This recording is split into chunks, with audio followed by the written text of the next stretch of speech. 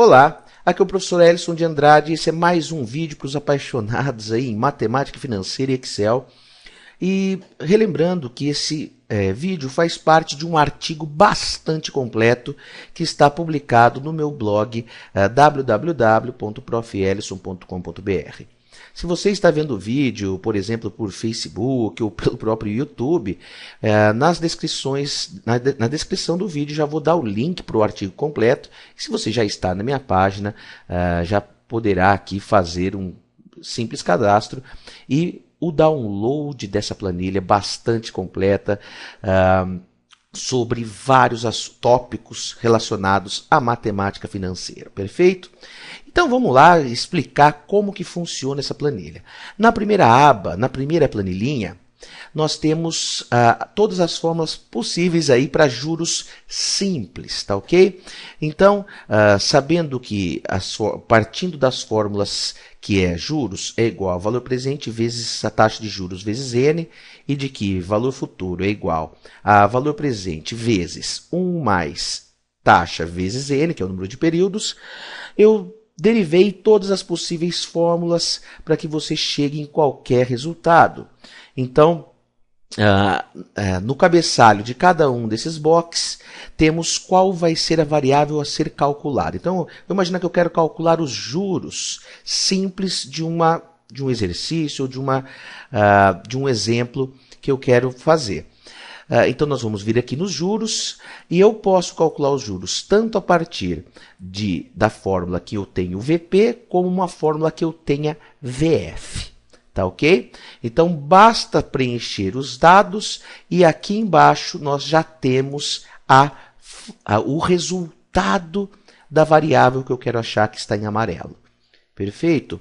Só relembrando aqui uma questão que a taxa de juros e o número de períodos devem estar sempre na mesma unidade de tempo. O que isso significa? Se eu coloco uma taxa de juros mensal, eu preciso também colocar o período em meses. Se eu coloco uma taxa de juros anual, eu preciso colocar o período em anos e assim por diante. Perfeito? Então, isso já foi até explicado no artigo, com outros vídeos e tal, e eu estou relembrando para você que for fazer o download dessa planilha, simplesmente poder escolher qual é a variável que você quer calcular e, a depender das variáveis que você já tem, só tomar o cuidado de deixar a taxa de juros e o N, o número de períodos, na mesma unidade de tempo. Numa segunda planilha, temos juros compostos. Então, aqui estão as 4 possibilidades de fórmulas de juros compostos, calculando VF, VP e IN.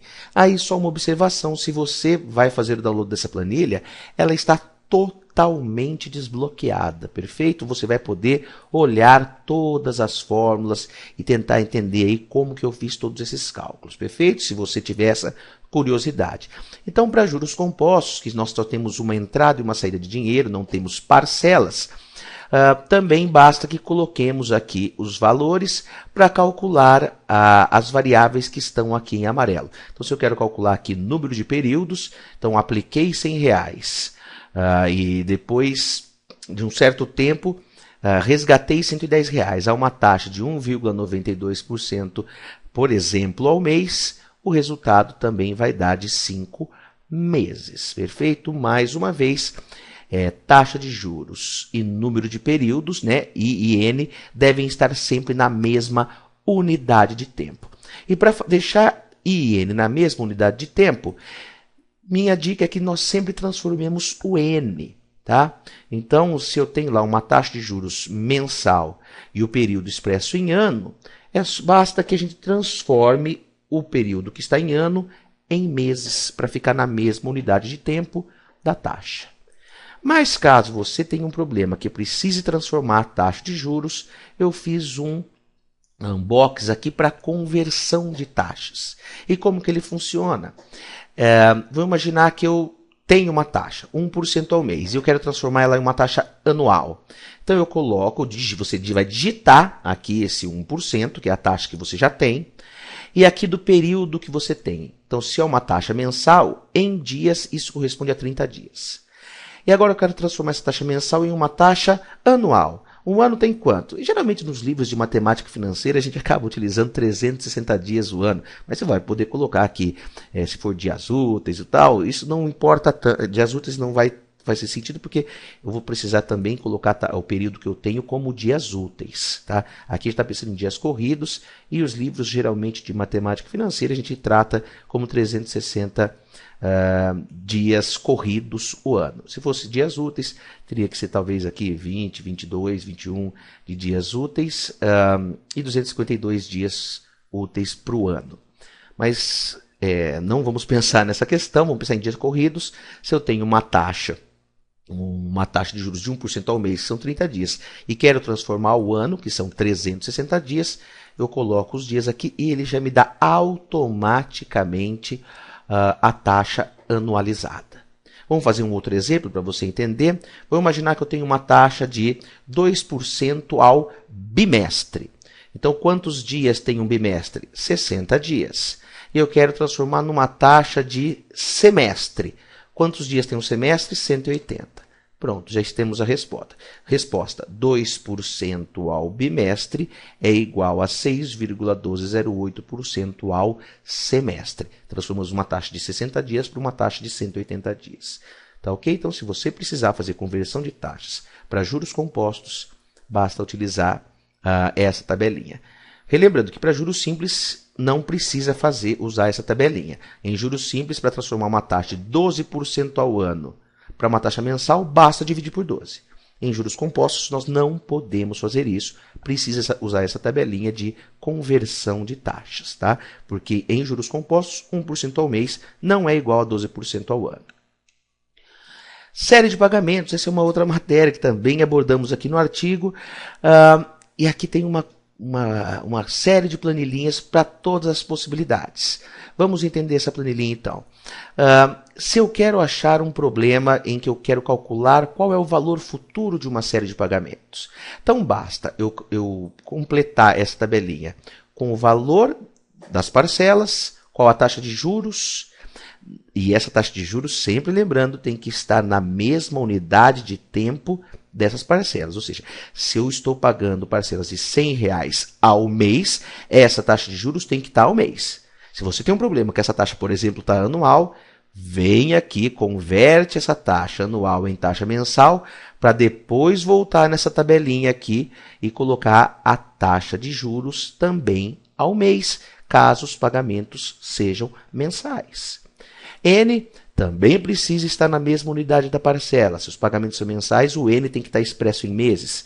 No caso aqui, vamos pensar que está tudo em mês, 5 meses, taxa de juros de 1% ao mês, R$100, então são 5 parcelas de R$100. E aqui eu preciso falar se é termos antecipados ou vencidos. Eu até coloquei um lembrete. Termos antecipados é se o pagamento é no início do período. Aí a gente tem que colocar o valor 1.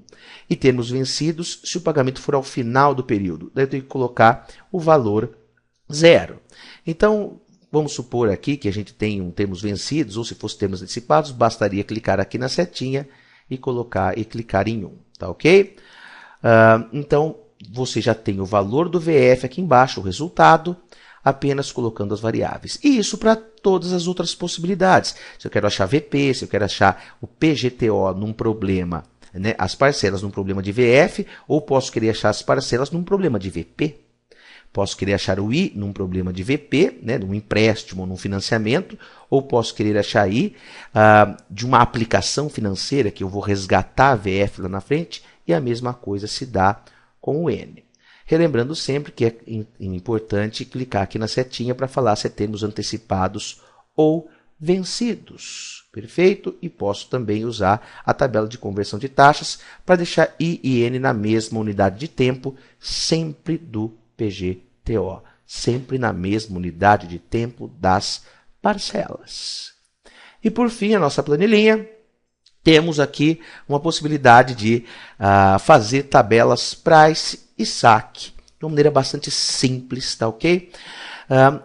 Aqui eu já tenho uma tabela pronta, em que você vai precisar quando você for fazer a sua simulação, colocar a taxa de juros mensal. Se você não tiver a taxa de juros mensal do seu financiamento e a taxa de juros que foi informada a você for anual, já estou colocando um conversor aqui. Basta você colocar a taxa anual e eu já converto aqui para mensal. Tá? Ao converter para mensal, você vai pegar esse valor e copiar aqui no valor de taxa de juros mensal. Então você precisa definir a taxa de juros mensal, o número de meses e qual é o valor da dívida. Feito isso, a planilha está pronta. O que você vai precisar ajustar? Se o seu número de meses não for o mesmo do que esse que está aqui, que é 240 meses, que é o default que eu estou enviando aqui para você. Então vamos imaginar que o período é de 100 meses, perfeito? Mudou toda a nossa planilha, está toda mudada a planilha. Então eu preciso apenas olhar até o mês 100, perfeito? Então aqui no mês 100, a planilha acaba, eu posso até apagar os dados de baixo. E se fosse necessário, por exemplo, 300 meses, bastaria que eu viesse aqui até o final, selecionasse todas as células e fosse rodando até chegar em 300. Perfeito? Aqui, até chegar em 300.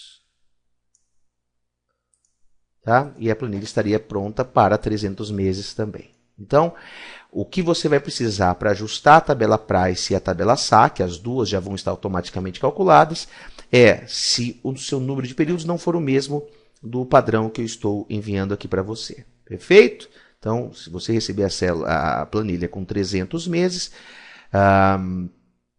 e for o seu caso para 120 meses, basta você colocar 120 e olhar até o mês 120 aqui na tabela. Perfeito? Então, ela também já está toda pronta. Então, se você quiser essa planilha, basta aqui dentro do artigo, dentro do meu blog, abaixo do vídeo, fazer um simples cadastro e eu vou enviar por e-mail essa planilha, esse arquivo com as diversas planilhas, já com todas as fórmulas prontas, né? Aqui também na tabela Price você vai poder ficar fuçando, entender como que eu fiz essas conversões de ano para mês, e como que eu travei todas essas células da tabela Price e da SAC e das demais matérias aqui, tá ok? Então, um forte abraço e até o próximo vídeo.